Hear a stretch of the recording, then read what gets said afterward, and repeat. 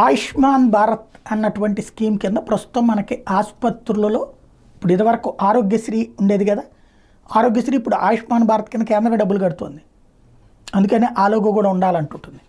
అంటే ఓ రకంగా రాష్ట్రానికి ఆ భారం తగ్గినట్టు, అదే సమయంలో కేంద్రం ఆ భారం మోస్తున్నట్టు. ఇది ఒక ఎత్తు. ఇంకోటి ఇన్సూరెన్స్. ఇప్పుడు సాధారణంగా చంద్రన్న బీమా, జగనన్న బీమా, వైఎస్ఆర్ బీమా అనుకుంటా పేర్లు మార్చి పెట్టుకున్నటువంటి అది ఇదివరకు 3 లక్షలు చనిపోతే అంటే ప్రమాదవశాత్తు చనిపోయినటువంటి సందర్భంలో ఇచ్చేటటువంటిది. అది వాస్తవం కేంద్ర ప్రభుత్వానికి సంబంధించినటువంటి స్కీమ్. నేను చాలాసార్లు చెప్పేది. ఇప్పుడు దాని పేరేమి మోడీ పేరు పెట్టుకోవాలి, మోడీ బీమానో లేకపోతే అమిత్ షా బీమానో అయినా.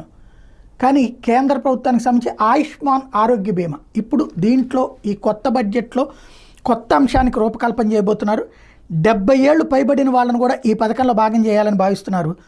ఏటా దీనివల్ల 12,000